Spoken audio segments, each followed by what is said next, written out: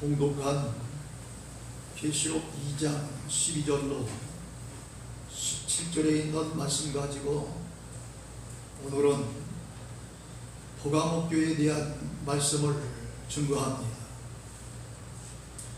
본문은 소아식 교회 가운데 세 번째 교회에 해당하는 포가모 교회에 대한 주님의 말씀입니다. 포가모 교회는 기독교 박해 시대에 순교자 안디바 같은 훌륭한 성도들이 있었는가 하면 돈에 눈이 어두워 하나님의 말씀을 거역하고 우상의 제물을 먹게 하고 음행하게 하며 이스라엘을 타락시킨 발람의 교훈을 따르며 이단 중에 하나였던 니골라담의 교훈을 따르는 등 이단과 미신으로 진리의 말씀이 퇴색되어 가고 교회가 매우 어지러워졌습니다.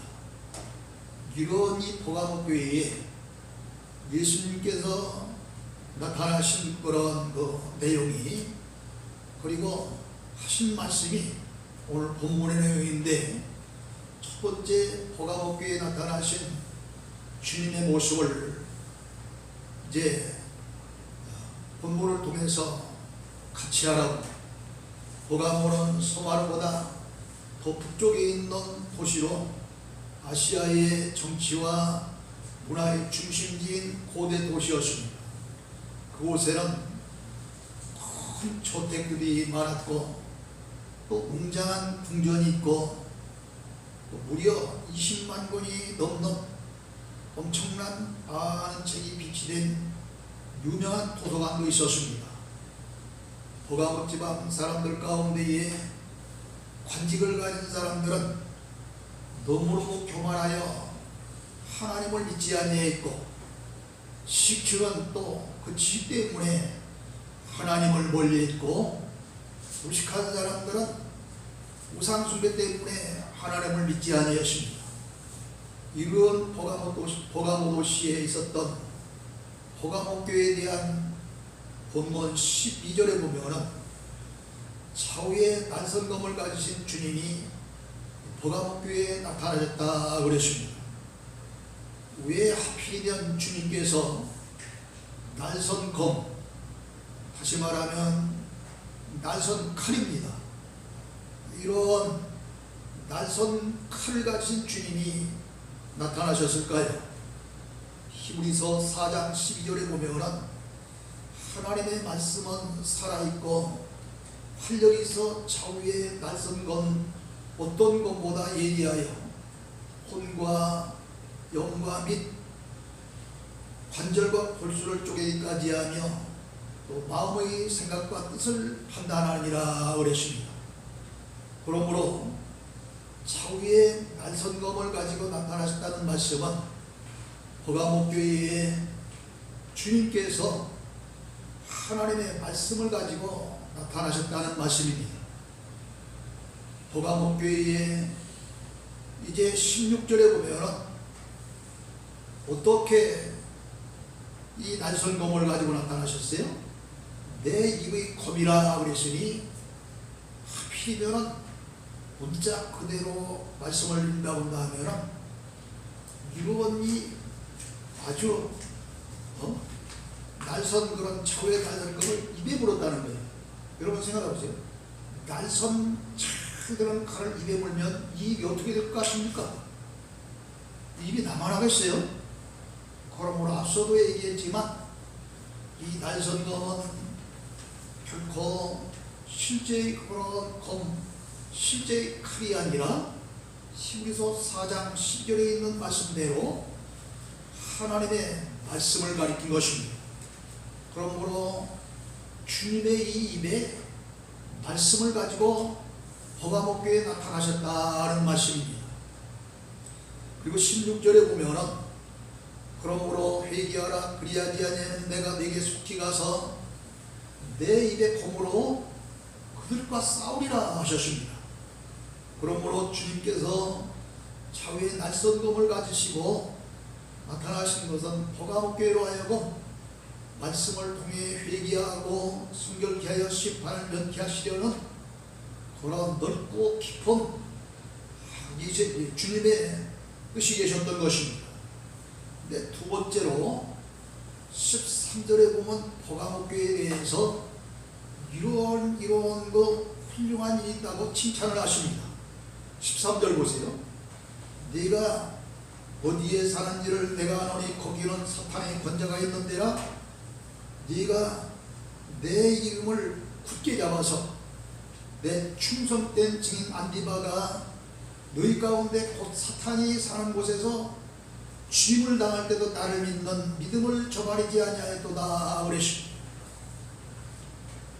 버가모는 제우스라고는 그런 그 신, 또 아덴의 여신전, 또 뱀을 섬기는 그런 신전들이 이곳저곳에 있었고, 당시 로마의 지배하에 있었던 그런 이스라엘런지라 이 로마 카이사 황제 숭배의 중심지가 되어서 그 로마로부터 이 초대교회 때 얼마나 많은 핍박을 받았습니까? 이런 기독교에 대한 박해가 심하여 예수 믿는 성도의 삶이 얼마나 많은 위협을 받고 있었는지 모릅니다.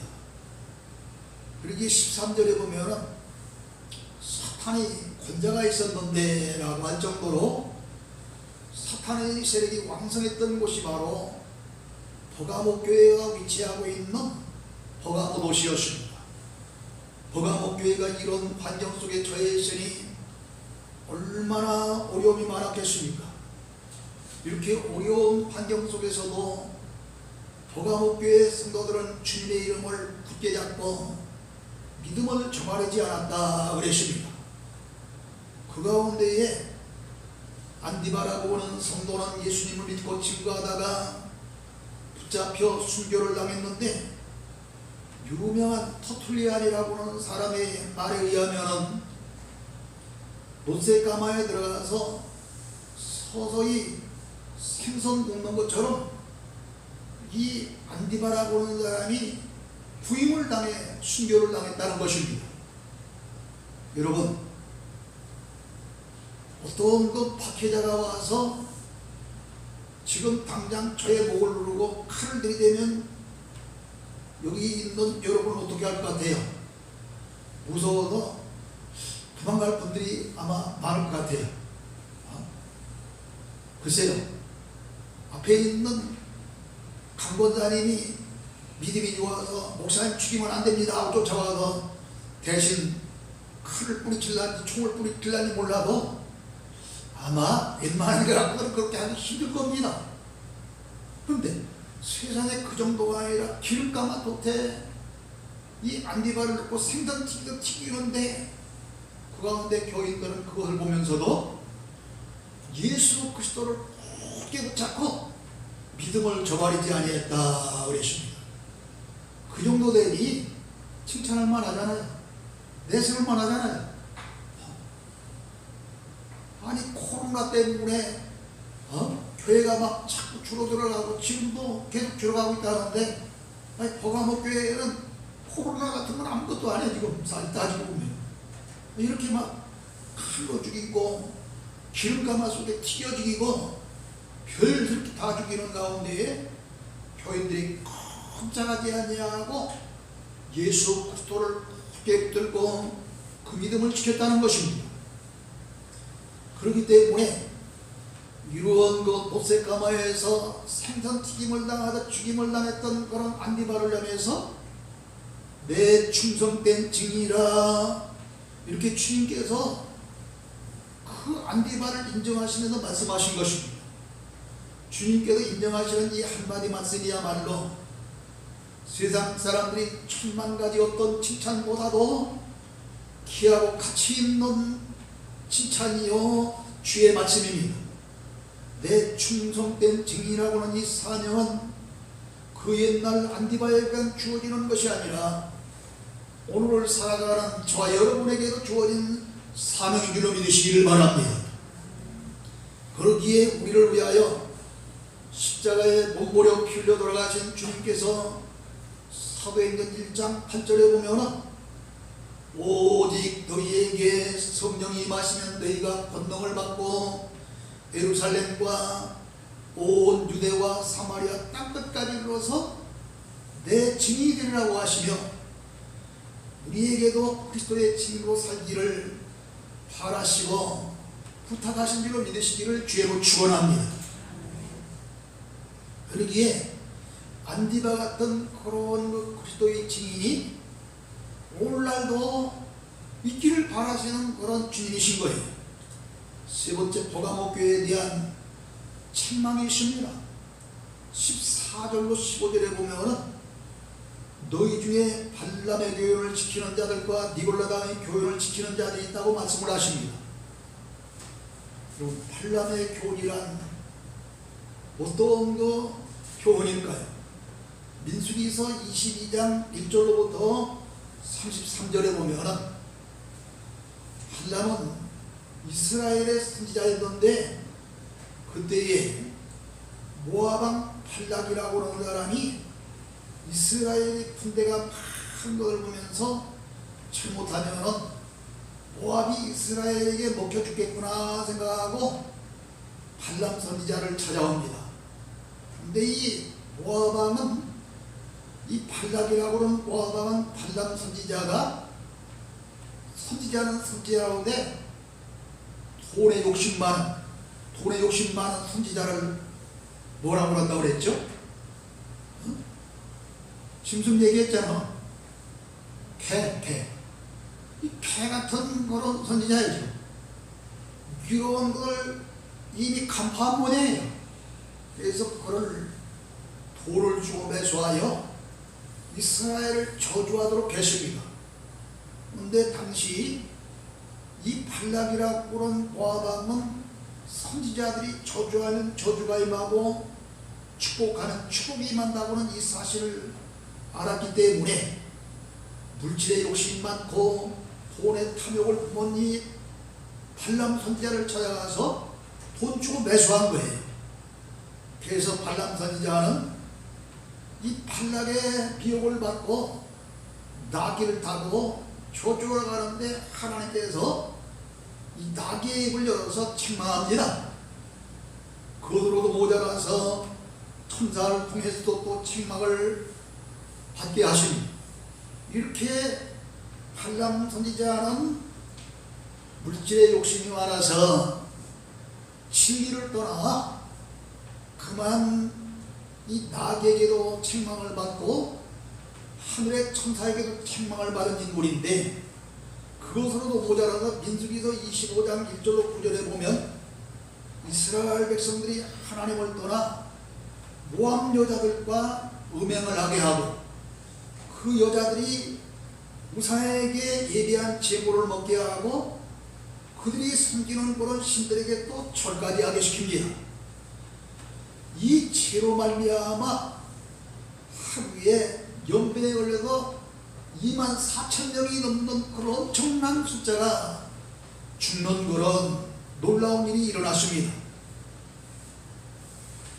그후부터 발람을 따라서 이 이스라엘 사람들 가운데에 특히 이 유대인들까지도 유물주의 사상, 우상숭배주의, 음행주의가 만연했는데 이런 사상이 안디바 같은 기름가마솥에 생선 튀김당하며 죽어가는 그런 순교가 있었던 이 버가모 교회까지 침투해서 버가모 교회 일부 교인들이 이러한 그 세속주의적인 우상을 섬기며 음행을 하며 물질을 탐하는 자들이 있었으니 이것이 바로 발람의 교훈을 쫓는 책망의 대상이 되었던 것입니다. 그 다음에 또 뭔 교훈이 있어요? 니골라당의 교훈을 쫓는다 그랬잖아요. 이 니골라당의 교훈이란 초대교회에 이제 주님은 7 집사를 세웠는데 그 7 집사 가운데 니골라라고 하는 그런 그 집사가 하나 있었는데 이 니골라라고 하는 사람은 어디서 그런 거 이야기를 들었는지 육신은 원래 감으로 육신이 구원받는 것이 아니라 영원히 구원받는 것이 뭐로? 예수 그리스도만 믿으면 육신의 죄는 얼마든지 지어도 좋고, 대장동 사건처럼 물질로 죄를 얼마든지 지어도 좋고, 영원 구원만 받으면 되는 거로 육신과는 아무 관계없다. 예수 그리스도만 믿으면 이제 영원 구원 받으니 육신의 죄를 지어도 상관없다는 겁니다. 그러면서 니골라를 중심으로 한 교파를 이루었습니다. 이런 사상이 믿음 좋은 그런 교인들이 있다고 내 참된 증인이라고 이야기했던 그런 버가모 교회까지 침투해서 일부 교인들이 이를 따랐는데, 이런 사람들이 주님으로부터 책망의 대상이 된 것입니다. 여러분, 똑같은 한밭에 곡식만 자라지 않습니다. 같은 밭에 곡식을 뿌려놨는데 곡식만 자라는 것이 아니라 가라지도 같이 자라고 있습니다. 아니, 주님께서 갈릴리 어부 출신을 대부분 그 중심으로 해서 12제자를 택했는데 다 훌륭한 제자가 아니라 예수님을 문 30에 팔아먹는 가룟유다 같은 못된 제자도 있었습니다.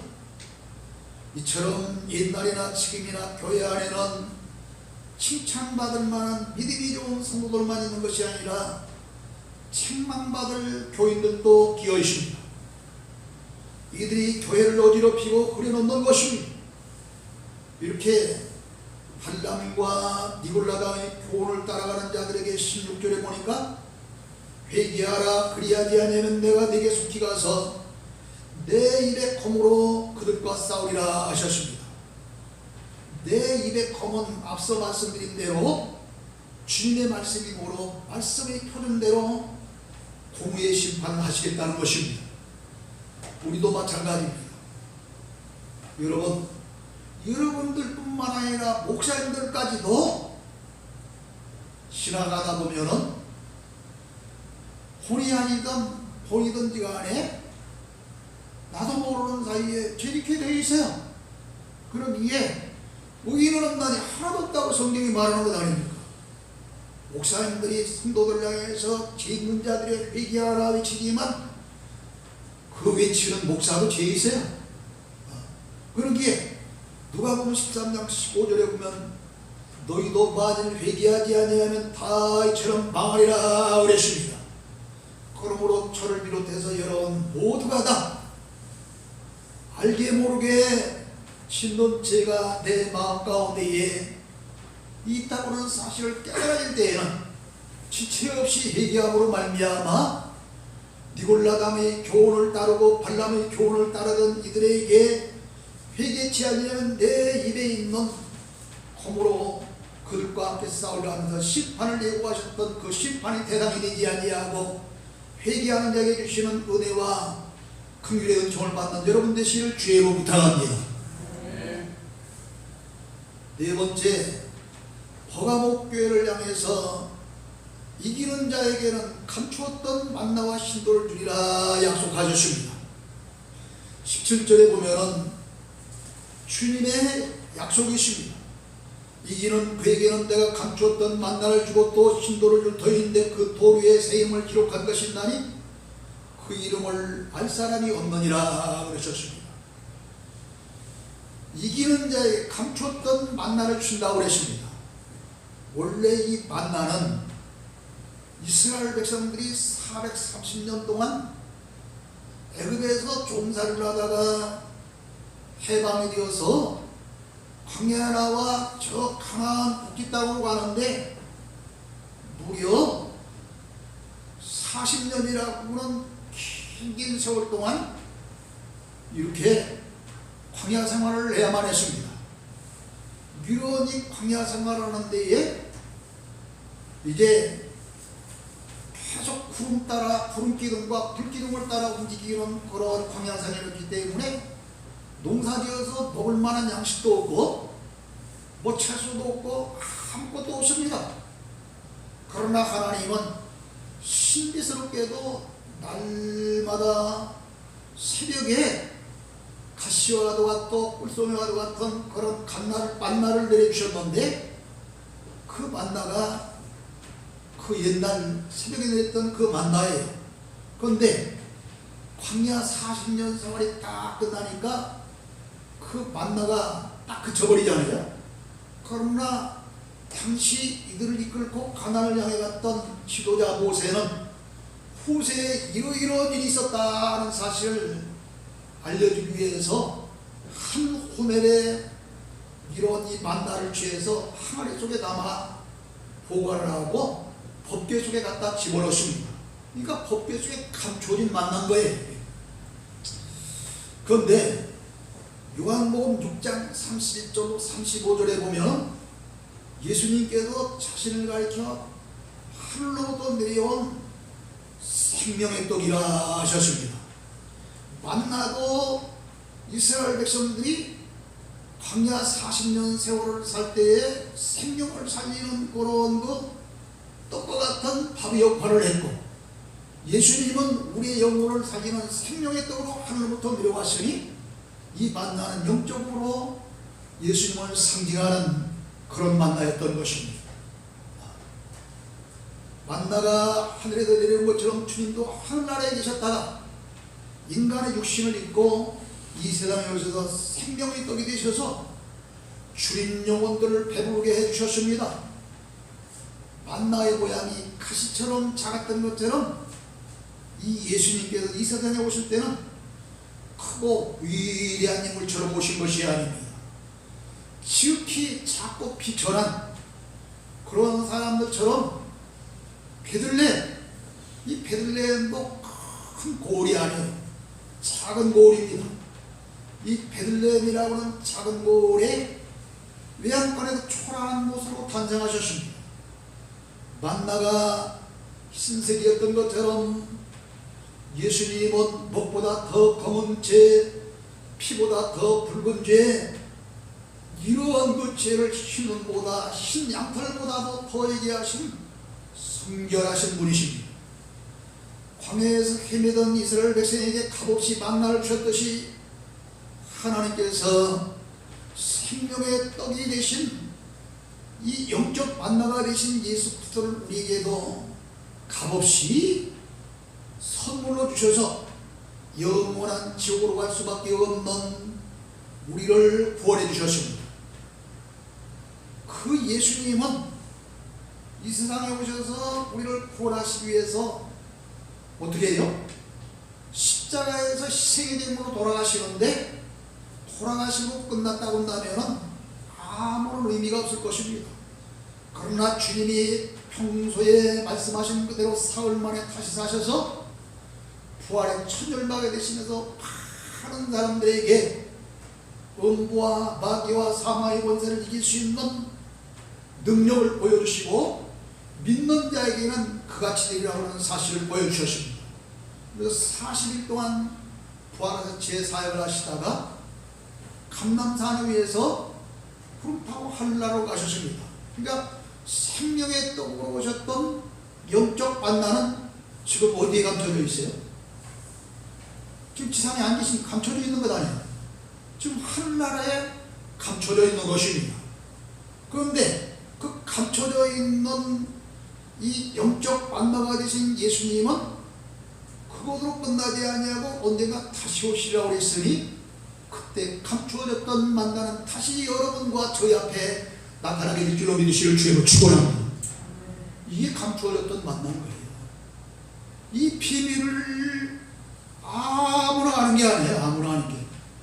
참 놀라운 거거든요. 지난 목요일날 강석 기도 포럼이라고 하는 그런 단체가 발족을 했는데, 그 주최하는 목사님이 저한테 목사님, 우리의 말씀 시대에 100번만 기임을 해 주십시오. 제가 지금 가만히 생각해 보니까, 아니 코로나 때문에 이미 약속된 그런 뭐 세미나 집회 다 취소됩니다. 올 수가 없으니까. 그냥 그때 세미나 가서 책 보급을 시키고 돈 있는 사람 놓고 가고 없는 사람 그냥 가져가라고 하려고 그랬어요. 실제. 그런 시대가 아니 어서 빨리 보급시켜야겠어. 그래서 아이 잘됐다고 100번을 기지게 해줬어요. 그랬더니 오늘 방금 전에 예배 직전에 답이 왔네요. 그 책을 받는 모든 분들이 이 귀하고 귀한 목서를 선물로 주셔서 감사합니다. 할렐루야. 근데 여기에 누가 왔느냐? 설교자랑 한국기독교 총연합 회장이 왔습니다. 이 거물들이 여러 번 왔어요. 아니 세미나 가봐야 뭐 집회 가봐야 아주 가난하고 빈곤한 그런 분들, 이름 없는 분들이 많이 모이는 거예요. 그런 데는 가서. 그런데 하나님 역사하시려니까 대한민국의 대개 목사들에게 죄가 버리네. 할렐루야. 얼마나 감사합니까? 감추었던 만나가 무엇인지도 모르는 이 시대에 감추었던 만나를 알게 되는 거예요. 지금 얼마나 감사한지 몰라요. 여러분들처럼 만나가 되신 예수 그리스도를 우리에게도 값없이 주셔서 영원한 지옥으로 갈 수밖에 없는 우리를 구원해주셨어요. 그런데 이제 다시 하늘로 가서 감추어지게 된 거예요. 예수님. 근데 다시 오실 때 이제 나타나게 되는 거죠. 이제 이렇게 감추었던 만나만 다시 올 때 주신다는 것이 아니라 신도를 또 주시겠다 그러셨습니다. 그럼 이 신돌이 뭐겠느냐? 베드로전서 2장 4절에 보면 예수님을 가리켜 산돌이라고 그랬으며, 고린도전서 10장 4절에 보면 반석이라고 그랬으며, 베드로전서 2장 8절에 보면 부딪히는 돌이라 그랬습니다. 예수님을 가리켜서. 사도행전 4장 11절에 보면 예수님을 또 머릿돌이라고 그랬어요. 그러므로 이 신돌도 순결하신 예수님을 상징하는 것입니다. 여러분, 이 신학대학교 가운데 우리 전도사님이 졸업한 백석대학교가 있어요. 백석대학교.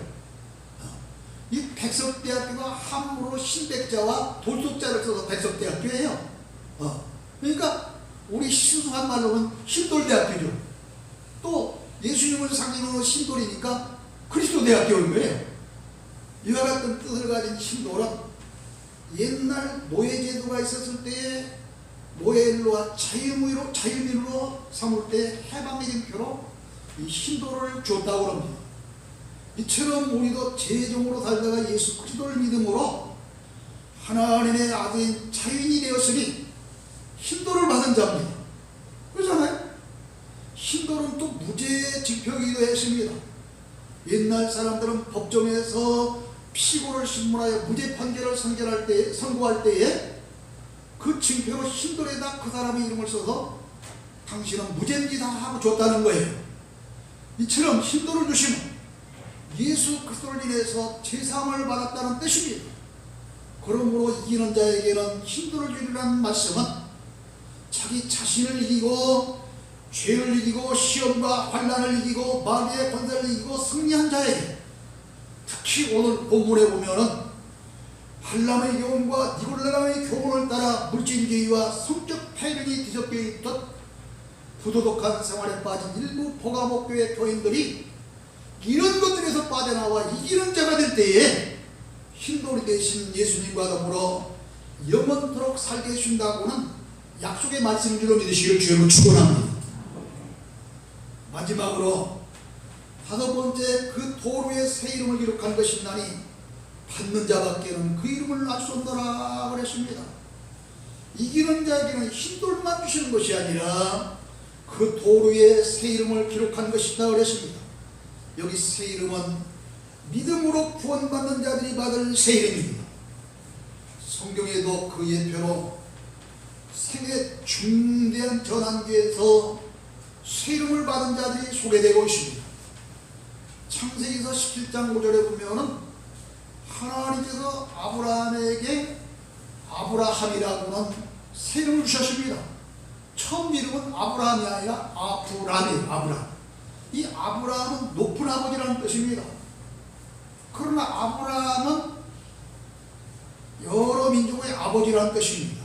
어떻게 해서 이름을 받았느냐 하면 아브라함은 본래 갈대아 부르라고 부르는 고향에서 살았는데 다른 사람들은 다 우양을 섬기는 사람은 오로지 아브라함을 하나님을 믿었으니 고고의 높은 아버지죠.